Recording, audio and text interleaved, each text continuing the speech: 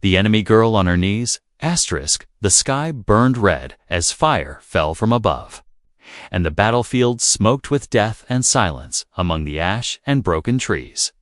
A young alien girl dragged her wounded body across the dirt. Her name was Kayla, a soldier of the Zelari Empire, trained to kill without emotion, but now her squad was gone. Her weapon shattered, and her side had lost the battle. She clutched her bleeding side, hiding behind a half-destroyed vehicle. Waiting for the end, the humans were known for showing no mercy to captured enemies. Or so she believed. Her breath was sharp and painful. Each second a fight against darkness. Then she heard footsteps, slow, heavy, coming closer. She gritted her teeth and held her broken blade tight in her hand. If she was going to die, she would die fighting. The footsteps stopped right in front of her hiding spot. She gathered her last strength and jumped out, swinging the blade, but her arm failed, and she collapsed to her knees, too weak to stand. The human soldier raised his weapon, but then paused. Staring down at her, she closed her eyes, bracing for the final shot, but no sound came. No pain, no death, only silence. Slowly, she opened one eye, confused, her vision blurry. The human had lowered his gun, and instead, he pulled something from his pack. It was water, a simple canteen of water. Offered to her with a steady hand, Kayla blinked, not understanding. She had been ready to die, ready to be ended like the others. But this human was offering her life. Instead of death, drink, he said in a soft voice, his eyes not angry, but calm. She hesitated, looking from the water to his face, then back again. He didn't force her, didn't shout or threaten, just waited. Her throat burned with thirst, and her hand moved on its own. She took the canteen and drank slowly, the water tasting like nothing she had ever known. Tears stung her eyes, not from pain, but from confusion. "Why?" she whispered, her voice cracking. "Why are you helping me?" The human crouched beside her, watching the sky for drones.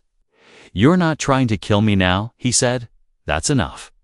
Kayla didn't understand what he meant. She was the enemy, the invader, the one who started this war. He should hate her, hurt her, or at least leave her to die instead. He pulled out a small med pack and gently pressed it against her wound. She flinched, but he was careful, slow, and kind. He cleaned the blood, wrapped her side, and even tied the bandages himself. Kayla sat in silence, her hands in her lap, eyes locked on his every move. She couldn't believe it. This human, this enemy, was saving her life. As he worked, he spoke again. "My name is Ryan," he said. "I don't like this war either." She looked away, ashamed of what she had done, of what her people told her. "Kayla," she said quietly. "I'm Kayla." Ryan smiled a little, nodding. "Nice to meet you, Kayla," he said. As if they were just strangers meeting on a peaceful day, the sun started to rise over the ruins, casting soft light on their faces. Kayla felt her fear begin to fade, replaced by something else. Not trust. Not yet, but a small flicker of something warmer. She watched Ryan pick up his weapon and sling it on his back. He looked at her and said, "You can come with me, or stay here. Your choice." Kayla looked around. The forest was empty. Her people were gone, her ship destroyed. She had nowhere to go, no reason to stay, but that human voice, calm and steady, gave her something new, a second chance. She nodded slowly and tried to stand, her legs shaking. Ryan stepped forward and gently took her arm, helping her up. Together, they walked away from the battlefield, side by side. She leaned on him, too weak to walk alone, and he didn't push her away. Didn't treat her like a prisoner. He treated her like someone worth saving. As they disappeared into the forest, the air behind them still full of smoke and fire, Kayla looked up at him and whispered again, "I thought you would kill me." Ryan didn't look at her, but answered with a small smile, "I thought you would try to kill me too." Neither of them said anything else, but something had changed in that moment. Not just between them, but in Kella's heart for the first time in her life. She wondered maybe not all humans were monsters. Maybe not all enemies had to stay enemies. And maybe, just maybe, she wasn't the monster she thought she was either. Asterisk, why didn't he kill her? Asterisk, the forest was quiet except for the soft crunch of leaves beneath Ryan's boots. Kayla limped beside him, her silver skin smudged with blood and dirt, her sharp eyes now tired. Every step sent pain shooting through her side, but she said nothing. She didn't understand what was happening, why he had helped her, why he hadn't left her behind. He had every reason to hate her, to end her life right there on the battlefield. But instead, he carried her when she collapsed, gave her food when she had none, and watched over her while she slept. In her world, kindness was rare, and mercy was weakness. So why had this human shown her both? Without asking for anything in return, they found shelter inside a collapse building half covered in vines and moss. It smelled of mold and old blood. But it kept the rain away. Ryan started a small fire using a portable igniter from his gear. Kayla sat silently in the corner, eyes locked on him. He glanced at her and asked, "You hungry?" She didn't answer, unsure if this was a trap or another trick. He tossed a heat-packed meal toward her gently. It slid across the dusty floor and stopped at her feet. She picked it up and stared at it, then looked back at him. "You should have killed me," she said at last, her voice rough. "Why didn't you?" Ryan leaned back against the wall, resting his arms across his knees. "I'm tired of killing," he said simply. "Aren't you?" Kayla didn't know how to respond. She had been trained to fight, to obey, to conquer, not to feel, but something in his voice struck her like a blade. She opened the meal and ate slowly, chewing without looking at him. He continued, "You were hurt, alone, and scared. What would I be if I kicked you while you were down?" Kayla paused, holding the food in her hands like it was a strange object. "Zellery soldiers don't show mercy," she muttered. "Mercy is a weakness." Ryan gave a small laugh, low and warm. "Then maybe that's your biggest weakness," he said, not showing it. She looked at him sharply, expecting insult, but found no anger in his face, only honesty. "I don't understand you," she said. "You're human. We're at war." Ryan leaned his head back against the wall and stared at the broken ceiling. "My sister died when the Zellery bombed our city," he said quietly. She was 12. Kella's stomach twisted. He had lost someone innocent, and yet he didn't hate her. "You still helped me?" she asked, her voice barely a whisper. "I help who needs help," he replied. "Not because they deserve it, but because someone once helped me too." Kayla didn't speak for a long time, her thoughts heavy and twisted. She thought about the training halls back home, the cold faces of commanders, the drills, the punishments. She remembered how proud she felt wearing her uniform, how important they said she was. But now, sitting here, saved by an enemy who had every reason to hate her, she didn't feel proud, she felt lost that night. She couldn't sleep, not from pain, but from questions. She watched him sleep with one arm over his face, his breathing slow, his chest rising and falling. How could a human be this gentle, this calm, this full of kindness? Her people had lied to her, filled her mind with fear and hatred. But here was living proof that not all humans were monsters. And maybe, just maybe, she wasn't one either. At dawn, she rose and stepped outside the shelter. The air cold and damp, birds chirped in the trees, and light spilled through the broken branches. She took a deep breath and felt something strange in her chest, something warm. She didn't realize Ryan had followed her until he stood beside her, feeling better.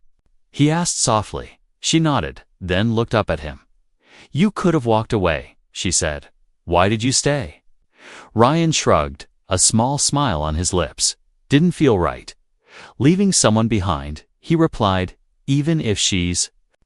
From the other side, Kayla studied his face, trying to understand this strange new type of enemy. She didn't understand everything, but she knew one thing: she couldn't go back, not after this. She wasn't the same girl who had crashed onto Earth with a gun and orders. Something had changed. She turned to him and said, "If your people find out you helped me, they'll..." "Punish you," Ryan nodded. "I know, and if mine find out, I didn't kill you. They'll kill me." He looked into her eyes, his voice steady. "Then I guess we both have something to lose now." Kayla looked away, her voice quiet. "Or something to protect." Hunted by both worlds, asterisk rain soaked the cracked pavement as Ryan and Kayla moved through the ruins of a forgotten city. The buildings stood like broken teeth, silent, hollow, and watching. Every alley echoed with ghosts, every step whispered danger. They didn't speak much anymore, not because there was nothing to say, but because silence kept them alive. Two enemies walking side by side was strange enough, but now they were fugitives from both sides. Ryan had gone a wall, and Kayla had become a traitor. Neither army would forgive what they had done. Their crimes were simple mercy. Compassion, survival together. A drone hummed overhead, and both ducked into a collapsed garage, hiding under beams and debris. Kayla's breathing was sharp, pain still flaring in her side. Ryan held her hand, not out of romance, but to steady her trembling. They waited in that dark place as the drone passed. Unaware of the two figures below, when the sound faded, Ryan finally spoke. "We can't stay here long. They're closing." Kayla nodded slowly, her sharp eyes glowing faintly in the shadows. "I know," she whispered. "They'll send hunters next, not machines." She meant her people-elite killers trained to track by scent and thought. Ryan had seen them before, once. During an ambush in the mountains, they moved like shadows and struck without warning. "If they catch us," he said, "you need to run. Leave me." Kayla turned to him, eyes sharp like daggers. "I'm not leaving you," she said coldly. "Don't say that again." There was steel in her voice now, not fear, but fire. They had become more than allies, more than strangers surviving together. They were bound now by something unspoken, something forged in fire and blood. Night came fast, and with it, the hunters. Ryan woke to a strange hum, a high-frequency sound vibrating in the walls. Kayla was already up, crouched low, eyes narrow. Weapon in hand. "They're here," she said, her voice like stone. Ryan grabbed his gear and followed her out the back. They moved fast, weaving through alleys and broken streets. Hearts pounding like war drums, a screech rang out behind them, non-human. Guttural, alive with hunger, Kayla cursed in her own tongue and pushed Ryan forward. "Move, don't stop," she growled. They jumped fences, ducked under twisted metal, ran through empty homes once filled with laughter. It felt like the city itself was holding its breath. Then came the blur. A Zelri hunter dropped from a rooftop, landing silently just behind them. Ryan spun and fired, the blast catching the hunter's leg, forcing it back. Kayla leaped forward like lightning, blade flashing, slicing across the enemy's shoulder. The hunter hissed, retreating into the dark. But it wasn't alone. More followed, faster, deadlier. Kayla's mind raced, her heart pounding not with fear, but with fury. These were once her people. Now they hunted her like an animal. Ryan grabbed her arm. "We can't win this, Kayla. We need to hide." But Kayla stood tall, blood on her lip, eyes burning. "No," she said, "not this time." She turned and faced the oncoming threat, standing like a wall. And then she did something Ryan never expected. She called out in her native language, loud and sharp. The hunters froze, confused by the command of one of their own. Kayla shouted again, her voice filled with authority. "I am not your enemy. I am free." The hunters hesitated. their minds clashing between loyalty and confusion. Ryan stepped beside her, weapon raised, ready to fight or fall after a tense moment. The hunters vanished, retreating into the fog. Kella's legs gave out, and she dropped to her knees. Shaking, Ryan caught her, held her close, whispering, "It's over, you did it." But Kayla knew better. "This is just the beginning," she said, her voice hollow. She had declared herself a rogue, not just a deserter, but a defier of command. Now her name would be marked in the Zelari networks. As a threat, a rebel, a traitor, Ryan lifted her up, gently and carefully. "We'll keep running," he said, "until we find somewhere safe." Kayla looked at him, expression softening for the first time in hours. "Safe doesn't exist anymore," she whispered, "but I'll follow you." In the quiet aftermath, they found shelter beneath an old subway station. As the storm raged above them, they lay in the darkness, exhausted but alive. Kayla closed her eyes and whispered a truth she hadn't dared speak aloud. "You saved me once, but I think now I'd die to protect you." Ryan didn't answer, but he held her hand tighter in the dark. Secrets beneath the stars, the night sky above the ruined Earth base shimmered with stars untouched by war. Deep beneath the ground, inside a forgotten command bunker, Ryan and Kayla caught their breath. The thick concrete walls kept the noise of death out, but not the memories.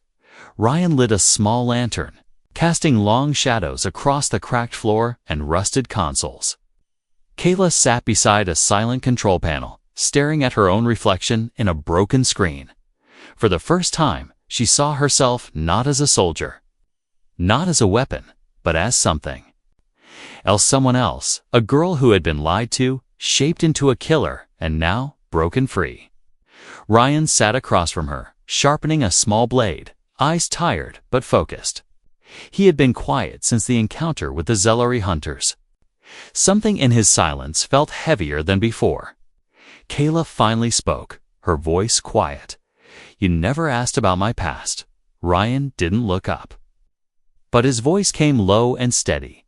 "Didn't think you'd want to talk about it." She hesitated, then stood and walked over to sit beside him. "My real name is Kailani," she said. "Only my commanders called me Kayla." Ryan raised an eyebrow, the first hint of a smile breaking through. "Kailani," he repeated. "It suits you better." She looked down at her hands, the claws dulled, the skin scarred. "I was chosen when I was 8. She said, "taken from my family, trained." In the deep domes of Zeller Prime, Ryan stopped sharpening, listening without interrupting. "We were told humans were mindless beasts, savages who destroyed planets." She continued, "I believed it, every word, until you." Ryan's jaw tightened slightly. "They tell us the same," he replied. "Not your kind feeds on weakness. That surrender means death." She nodded slowly. "Maybe we're both victims of the same lie." The bunker lights flickered as the backup battery dipped. Kailani moved closer, feeling the cold from the floor creeping up her legs. She looked at him with tired but curious eyes. "You mentioned someone helped you once," she said, "before you helped me." Ryan exhaled slowly, setting the blade aside. "It was a civilian," he said. "Old man in the middle of a burning city. I got shot, separated from my unit. He dragged me into a shelter, risked his life to patch me up, gave me food, didn't ask questions." Kailani leaned in slightly, watching him with interest. "What happened to him?" Ryan's voice grew soft. "He got caught when the patrols swept the sector. I never saw him again." She placed a hand gently on his, her fingers cold but steady. "You became him for me," she said. "And I don't want to lose you like that." They sat in silence as the stars above them blinked through the cracks in the ceiling. Kailani stood and walked toward a dusty cabinet, opening it slowly. Inside, she found old human tech, maps, data cores, faded pictures of families long gone. She picked up a photo of a human child hugging an alien girl's Alari like her. Smiling with him, "This," she whispered, showing Ryan, "What is this?" He took the photo and stared, emotions flickering behind his eyes. "That was from the early contact years," he said. "Before the war, before the fear." Kailani stared at it like it was a relic from a dream. "We were friends once." Ryan nodded. "More than friends, we lived together, studied together." "Even married between species," she shook her head in disbelief. "My people erased this history, and mine buried it," Ryan said, "because hate is easier to control than hope." Kailani sat beside him again, her eyes never leaving the photo. "I want to believe we can get back to that." Ryan leaned closer, their shoulders almost touching. "We won't get there by running forever," he said, "but we might get there by showing others what we've found." Kailani looked up at the stars once more, her voice soft like wind.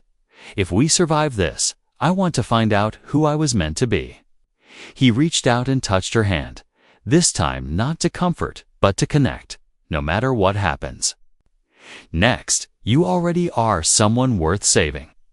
She smiled for the first time in days, the warmth in her chest stronger than any pain, and somewhere, deep below the surface of a dying world, two enemies began to dream not of escape, but of something greater, something that could only be built by those brave enough to break the cycle.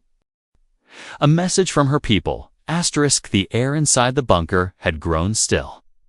Like the calm before a coming storm, Kailani sat cross-legged beside Ryan, her back against the cold wall, her eyes watching the entrance like a shadow might leap from it. For the last 2 days, they had shared silence, stolen moments of peace, and quiet laughter over tasteless rations.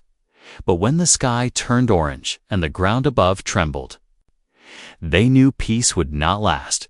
Ryan stepped outside the bunker with his scanner, climbing halfway up the rubble to get a better signal. Kailani stayed inside, her fingers brushing the photo of the alien girl and human boy they'd found earlier. It still felt unreal to her what they were doing, what they were becoming. Enemies turned survivors. Strangers turned something more. She pressed the photo against her chest and closed her eyes, whispering words she hadn't spoken since childhood. A soft mechanical sound pulled her back to the present. Ryan rushed inside, eyes wide, his voice sharp. "Something's coming." "It's not human tech." They both ducked behind the control panel, weapons ready. The ceiling buzzed with a strange pulse of soft drone, unlike anything they'd heard before. Then, from a crack in the ceiling, a small sphere floated in, glowing green and gold. Kailani's heart stopped, her mouth dry. "It's a Zelari diplomatic drone," she whispered. "One of the royal class." Ryan gripped his rifle tighter. "What's it doing here?"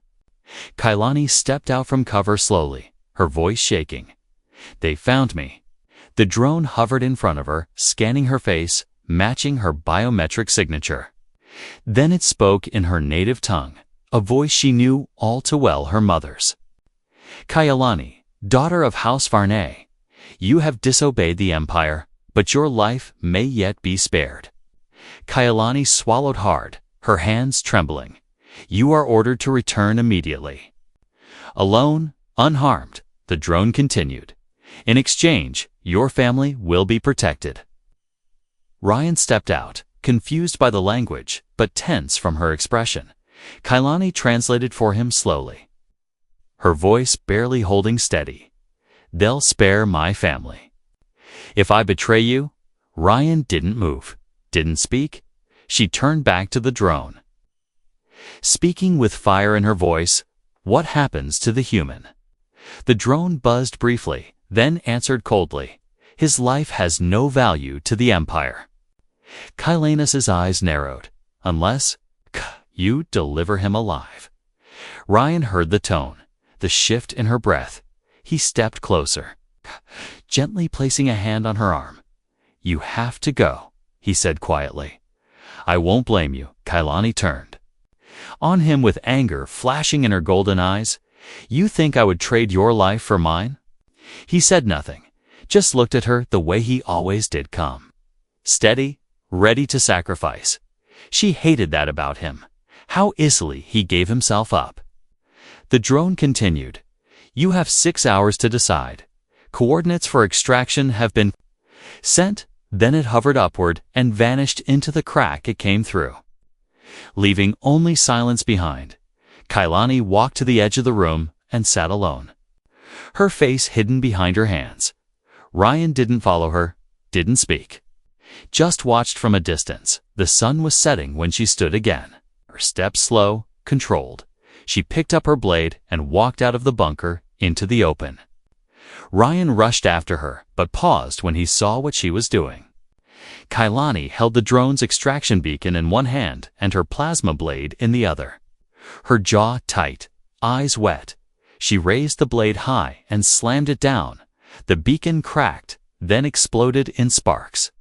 The light dying in her hand, she stood there, breathing hard, chest rising and falling with emotion. Ryan approached her, unsure what to say. Kailani turned toward him, her voice hoarse. "They can kill me," she said, "but they don't get to decide who I am anymore, Ryan." Stepped closer. "Are you sure?" She nodded, eyes locked on his. "If I return, they'll turn me into a puppet and use my name to start another war. Here, at least I'm free." Ryan gave her a long look. And then something shifted in him. He reached out and took her hand, pulling her closer. "Then we fight together," he said, "whatever comes next." Kailani didn't pull away, didn't argue. She just leaned her forehead against his chest and whispered, "I was born for war, but I want to live for peace." And for the first time since they met, they didn't feel like two fugitives. They felt like something stronger, something no army could break. Captured and broken smoke curled through the broken air shafts above the bunker as Kailani stirred awake. Her hand reached for Ryan, but the space beside her was cold and empty. Panic hit her heart like a sudden blow. She stood quickly, blade in hand, eyes scanning the shadows. The fire was still warm. But Ryan was gonna no sign of a fight, no sign of blood. Then she heard it, far above. A metallic clang. The sound of boots dragging something heavy. She climbed fast, crawling through the broken corridors of the old base. And when she reached the surface, her blood ran cold. Ryan was on his knees, wrists bound, bruises fresh across his face. Surrounding him were Zalari shock troopers, their black armor gleaming under the pale sky. In front of them stood a tall figure with glowing violet eyes, General Thoros. Kailani's former commanding officer, Kailani, froze behind the broken wall, her breath caught in her throat. She hadn't seen Thoros since the invasion, and his presence meant only one thing: execution.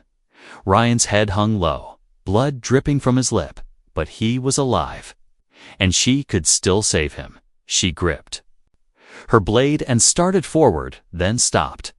Thoros raised his voice, clear and commanding. "Kailani, I know you're watching," he said. "You've made your choice, but you still have one more to make." The soldiers dragged Ryan to his feet and forced him onto a metal kneeling block. Kailani gritted her teeth, rage boiling inside her. "You can return," Thoros continued. "Come back to your people. Your house will be restored. Your name honored." He paused, letting the words hang. "But only if you deliver judgment to the traitor." He pointed at Ryan, his expression cold. "Kill him, and you will be welcomed again." Kailani's fingers dug into the hilt of her blade. Her legs trembled, not from fear, but from fury. She had seen cruelty before, but this was control masked as honor. Ryan looked up at her then, eyes locking with hers from across the clearing. He didn't speak, didn't beg. He only mouthed one word: "Run." Kailani stepped out into the open, head held high, her blade glowing faintly in the morning light. Thoros smirked. "Good girl." Kailani walked slowly toward Ryan, her eyes never leaving his. The soldiers stepped back. Giving her room, believing she would carry out the order, she stopped in front of him and knelt down. Lifting his chin gently, his breath was shaky. But his eyes were still calm. "You know I won't do it," she whispered. "I know."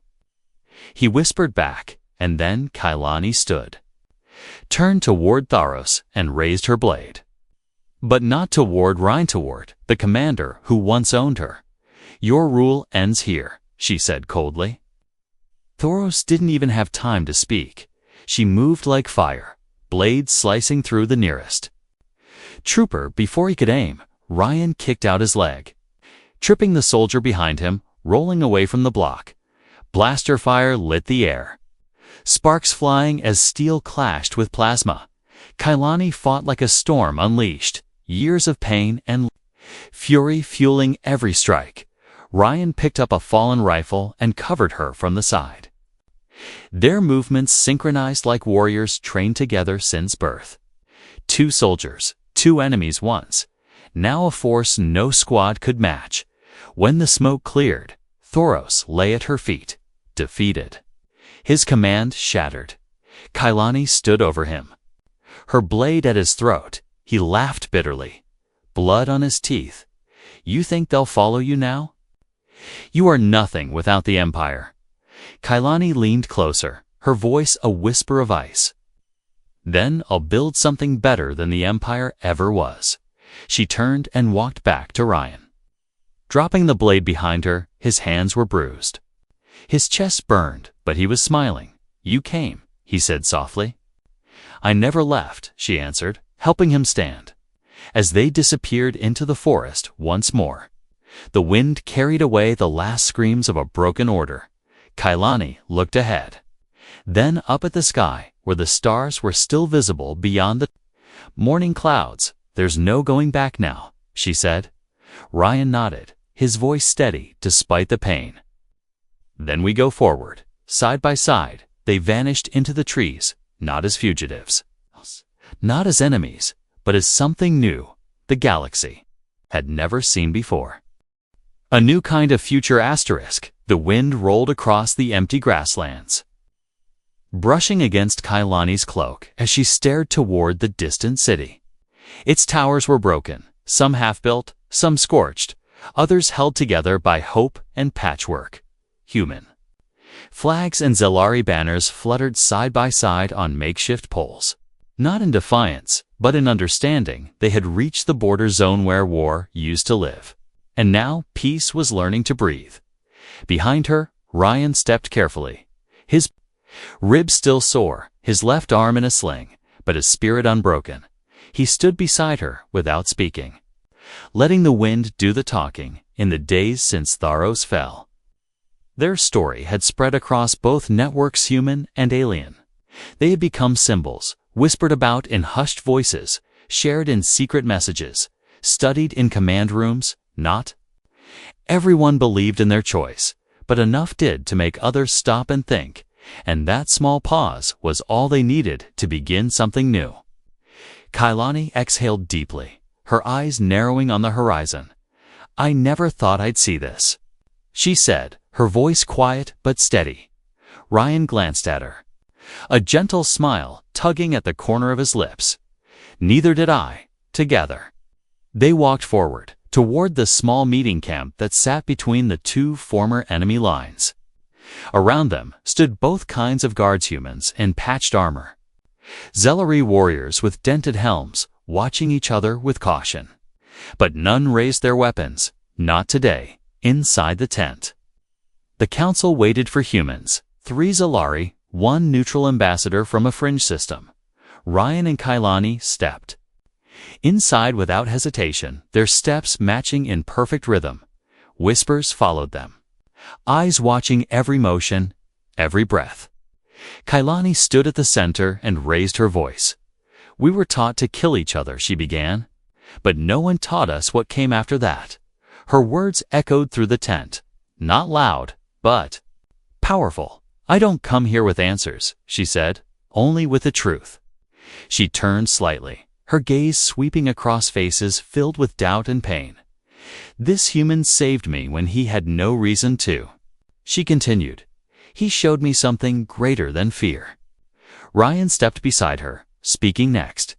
She didn't owe me her loyalty, he said. She could have left me behind, but she didn't. He turned to face both sides, letting his injuries speak louder than his voice. We were enemies. Yes, but now we're proof that enemies can become more. The silence that followed was long, uncertain. Then the oldest Cellari on the council leaned forward. Her voice rough, but clear. Do you ask for peace? Kailani's hand reached for Ryan's, not as a gesture of romance, but unity. No, she said.